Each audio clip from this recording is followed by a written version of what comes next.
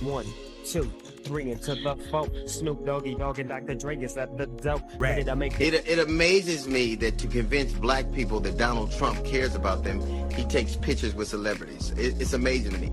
If Donald Trump cared about black people, he wouldn't have denigrated the president with those claims of birthright. Chill. I'm not performing. I am in Washington, D.C. right now, but I'm not performing. It's a private vibe I'm doing with my brother Snoop Dogg. Man, you playing to win tonight, man. You sharp as a mosquito. What's going down? That's that crypto, see? They let a real crip up in the crypto ball. Ooh. Bang, bang. Snoop Dogg is a very famous person. Everyone knows his name. From the 90s until today, he has done everything. He is a rapper, and he has been on TV, in movies, and in ads. He even did a cooking show with Martha Stewart. People see Snoop as a cool and perfect star. Both regular people and famous people love him. But now, his good name is being challenged. A man named D.L. Hughley, who is a comedian and radio host, is speaking out against him. He is not just telling funny stories. He is seriously accusing Snoop of being a snitch. It amazes me that to convince black people that Donald Trump cares about them, he takes pictures with celebrities. It's amazing to me. If Donald Trump cared about black people, he wouldn't have denigrated the president with those claims of birthright. But part of that is starting off with Snoop Dogg and Nelly and Soulja Boy and others for their decisions to perform at events surrounding the inauguration. Now, for me to you, Donald, I wish I had half of your money. But for that, you need a 20-year-old and a divorce lawyer. Now, I may not have half his paper, but I got twice the and you can believe that. Donald say he wants to run for president and move on into the White House. Why not? It wouldn't be the first time you pushed a black family out of their home.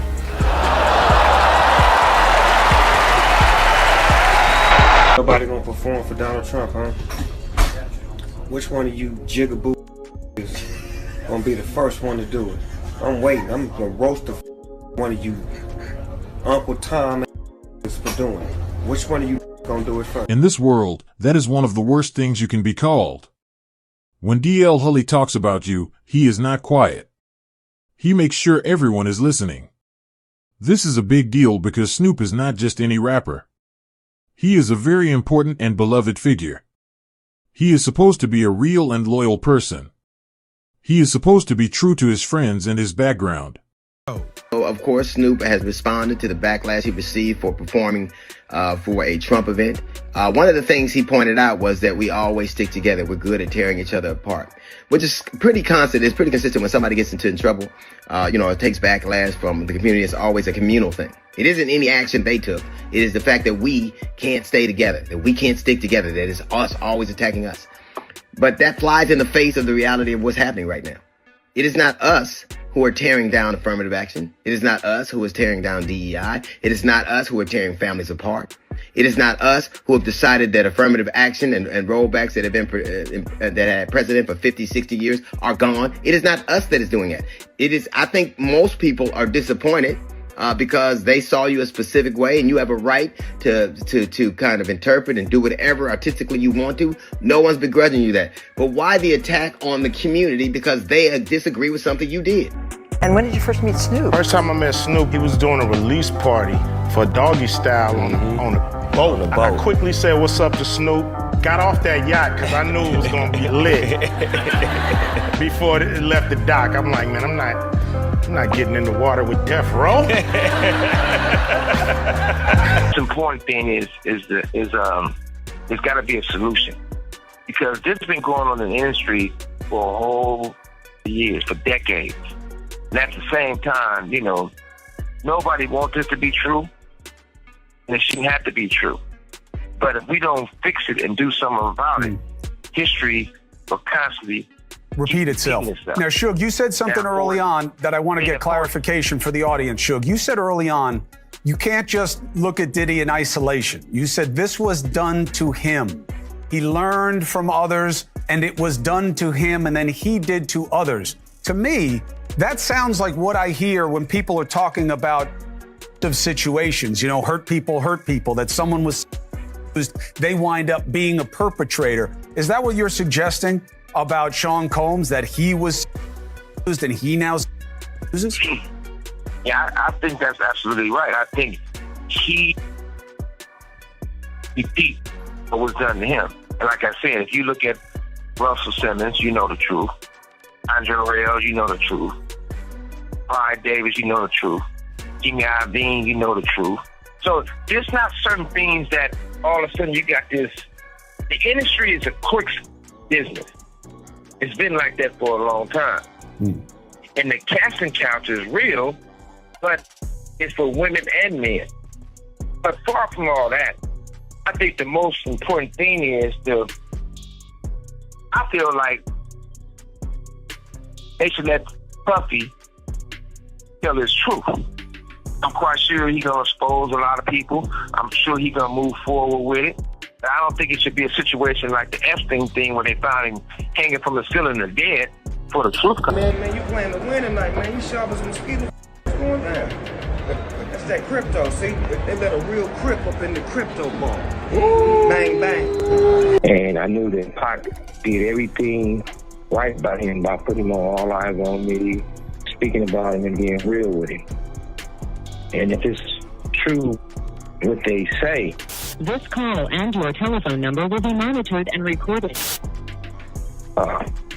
Face to face is going to be a lot of explaining to do. Only way you have a radio if you was at the fight with us and you had a security detail. Now, I'm not having a security detail. What are you doing with the radio? But I am honored to be performing for the office, for the President of the United States, regardless. Ain't none other president asked me to perform. Name. Chill. I'm not performing. I am in Washington, D.C. right now, but I'm not performing. It's a private vibe I'm doing with my brother Snoop Dogg. When DL Hughley calls out Snoop Dogg, everyone pays attention. If a legend like Snoop can be called a rat, it makes people question everything about him. So, how did we get here? It all started when Snoop decided to perform at a party for Donald Trump's crypto event. This was a big deal because Snoop had spent years making fun of Trump in interviews, skits, and songs. Trump was often the punchline of his jokes. So, when fans saw Snoop on stage at a Trump-related event, they were shocked. It looked like a complete flip-flop. To many, it seemed like Snoop would do anything for a paycheck. The internet went crazy. People on Twitter, TikTok, and Instagram dragged him, with comments like, "Not Snoop performing for the same man he used to clown." In the middle of the backlash, Snoop tried to explain himself. He didn't apologize. Instead, he said the problem wasn't about Trump. He said the real issue was that the black community was tearing him down instead of celebrating his success. That's when DL Hughley stepped in. He was not having it. He blasted Snoop's response, saying Snoop was avoiding responsibility. Hughley said, "Don't turn this on the black community. You knew what you were doing.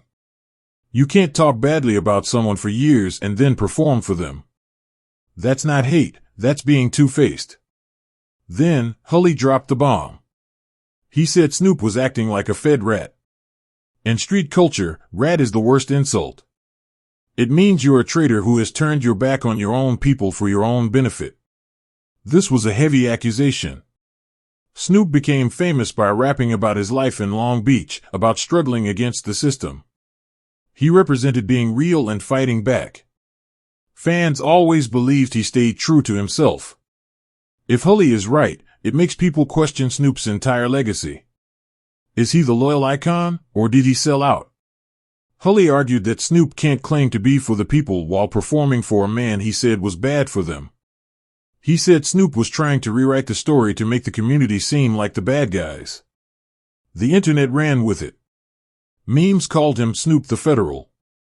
People compared his old anti-Trump clips with his new smiling photos from the event. Fans split into two camps. One side defended him, saying, "He's a businessman, he can do what he wants." The other side agreed with DL, saying Snoop crossed the line. This is bigger than just Snoop. He's an ambassador for hip-hop culture. If his credibility is questioned, it hurts the culture's message about loyalty and authenticity. DL was sending a message to all celebrities: if you betray your people for power and money, you will be called out. Some say DL was too harsh, that Snoop is a grown man making a business decision. But in culture, actions have meaning. Snoop's choice symbolized that he would stand with anyone for the right price. The Fed red label is hard to shake. Once people think you're fake, it sticks. They look at your old actions and new business deals differently. DL, a respected voice, keeps repeating his points, making sure the label sticks. Snoop has been quiet, which can sometimes seem like guilt. This all happened incredibly fast. First, he was dragged for the performance, then for blaming the community, and now he's being called a rat. The damage is done. People are looking at him differently. The big question now is about his legacy. Will he be remembered as the real legend or the one who sold out? Will he be the loyal dog father or the one who acted like a rat? What do you think? Did Snoop cross a line, or is the internet overreacting? Let us know in the comments. Don't forget to like and subscribe for more.